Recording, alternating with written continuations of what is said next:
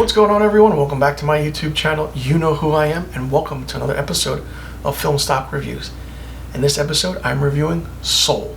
Now, Soul was released on Disney Plus for free December 25th, 2020, Christmas Day, and it stars Jamie Foxx as Joe Gardner, a jazz pianist who just wants to have a big break.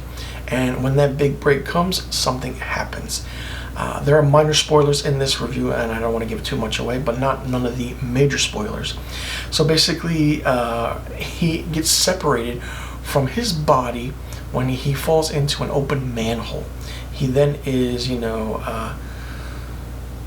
taken to the great beyond, so to speak, and basically it's like the afterlife. He doesn't know what's happening, he doesn't know what's going on, but he escapes the great beyond, and he ends up in the great before. Yes, the great before.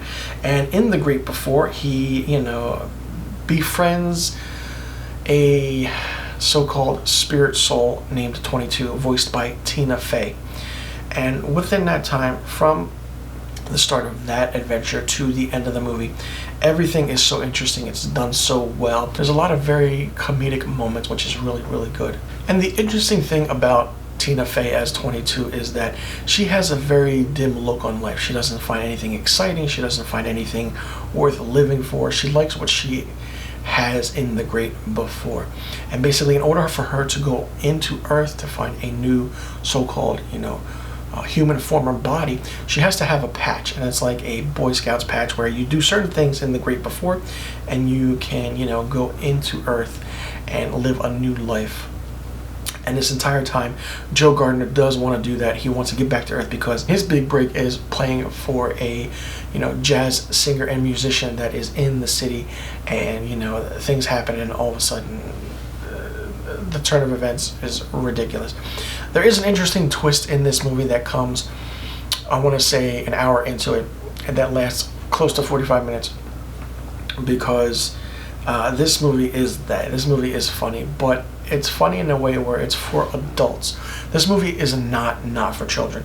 Maybe the animation aspect is for children, the funny remarks are for children, but the content, the humor, the reality of the great beyond, the great before, and what happens in our lives and how our lives are lived is for adults. I'm pretty sure there's a lot of people out there who really agree with me that this movie is not for kids. But then the interesting thing is that it does open up the concept of the mind, where if a child does watch this, what kind of questions will they have about it? What did Joe do? Where did he go? What is the great beyond? What is the great before? Even if that exists. It goes to show that Pixar Animation Studios really knows how to make a fantastic, phenomenal film. And this is what that is. This is a very short movie. It's close to 100 minutes long, and it's quick. There are funny scenes to it, but then those funny scenes are actually quickly taken with the more dramatic aspect of things. And when you take that dramatic aspect of things and you don't have that many comedic moments into it, it's really, really good. The comedic moments are funny, don't get me wrong, but they could have been more funnier. They're more subtle in a way, or how certain characters interact with one another and how characters interact with themselves or in their different human form. Like I said, this movie from beginning to end is very different. It's not your normal Pixar movie.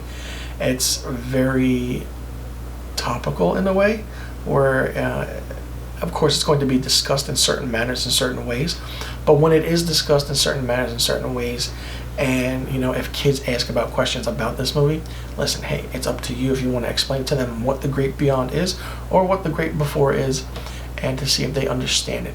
Because like I said, I applaud Pixar for doing a movie like this, but they should have stepped back a little bit on the aspect of the subject, especially on how things play out. Soul is a great title for this movie. It really works. It really captures the essence of what this movie is. And Jamie Foxx and Tina Fey did a fantastic job in it. And I'm definitely looking forward to seeing what Pixar does next for their movies. I mean, maybe next make a actual whole comedic movie. Nothing that's, really like heartfelt, where you have this such emotional aspect of things in the end where you're like, wow, you sit down and then you're overcome with emotion. Because that's what this movie is. You're overcome with emotion, and you want to be laughing at the end of it. Because that's what I wanted. I wanted to laugh at the end of this, but that wasn't the case. This felt like an entire Pixar movie that were just made for adults, because the adults understand what the great beyond is, how things work, how life works. Because when you're a young kid, when you're between the ages of 2 and I want to say 10, you don't really know what's going on. You're just having the time of your life. You know, you're just growing up and you're living your life. And understanding what the great beyond is great.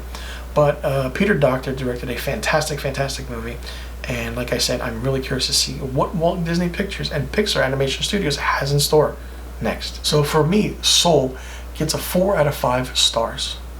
So let me know in the comment section below what you thought about Soul, and did you like it? Did you enjoy it? What did you like about it, and what didn't you like about it? And do you agree with me if this movie is more so geared toward adults and not kids? And be sure you click that subscribe button and hit that notification bell for new videos on my channel. And you know where to follow Marchio Productions and me, Mr. Filmstock. I'll leave a link to all the social media accounts in the description box below. You guys can check it out and follow along. I'm Anthony. Thanks for tuning in.